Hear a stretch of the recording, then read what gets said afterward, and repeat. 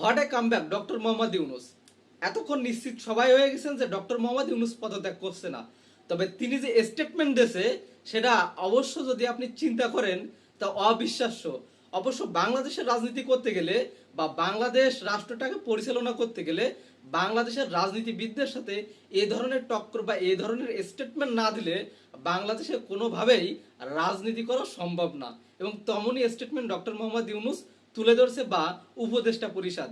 আজকে উপদেষ্টা পরিষদের একটা বড় কেবিন মিটিং, যেখানে বলা হয়েছে অযুগ সব দাবি আন্দোলন এবং রাষ্ট্র বা সরকারকে চাপে ফেলানোর জন্য ষড়যন্ত্র, বিভিন্ন কথা এবং এখতিয়ার বহির্ভূত বক্তব্য, আবারও বলি এখতিয়ার বহির্ভূত বক্তব্য দেওয়া, এইসব বিষয় নিয়ে আলোচনা করা হয়েছে। প্রথম স্টেটমেন্ট যদি ধরি, সেখানে বলার চেষ্টা করছে যদি পরাজিত শক্তি বা বিদেশিদের ইন্ধনে সরকারের উপর আরোপিত দায়িত্ব পালন করতে বাধা সৃষ্টি হয়, তাহলে উক্ত বাধার কারণ সরকার জনসম্মুখে উত্থাপন করে পরবর্তী সিদ্ধান্ত গ্রহণ করবে। মানে জনগণের সাথে সব বলবে যে কি কারণে তারা দায়িত্ব পালন করতে পারতেছে না এবং কি কি সমস্যা আছে।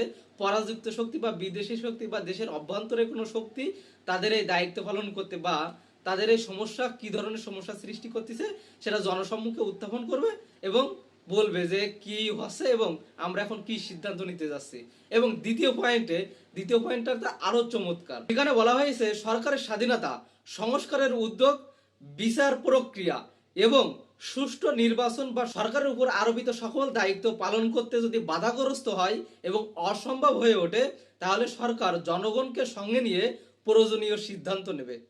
মানে চিন্তা করেন, সুষ্ঠু নির্বাচন মানে বাংলাদেশের ইতিহাসে এই পর্যন্ত যে কটা নির্বাচন হয়েছে সবকটা নির্বাচন সুষ্ঠু হয়েছে কিনা এ নিয়ে অনেক জনমতে প্রশ্ন থেকে যায়। তবে ডক্টর মোহাম্মদ ইউনূস এবার ক্লিয়ার করছে তার সরকার যে সুষ্ঠু নির্বাচন এবার হবেই। যদি এই সুষ্ঠু নির্বাচনে যদি কেউ বাধাগ্রস্ত হয়ে দাঁড়ায় বা কোনো সম্ভব না হয়, তাহলে সরকার জনসম্মুখে বা জনগণকে নিয়ে প্রয়োজনীয় সিদ্ধান্ত গ্রহণ করবে। ডক্টর মোহাম্মদ ইউনূস বা তার সরকারের এমন কামব্যাক বা এমন বক্তব্য আসলেই চিন্তার বাইরে ছিল, যে এত ডিপ্লোম্যাটিক ভাবে, এত স্বচ্ছভাবে তারা নিজেদেরকে উপস্থাপনা করছে এবং সামনে কিভাবে কাজ করবে।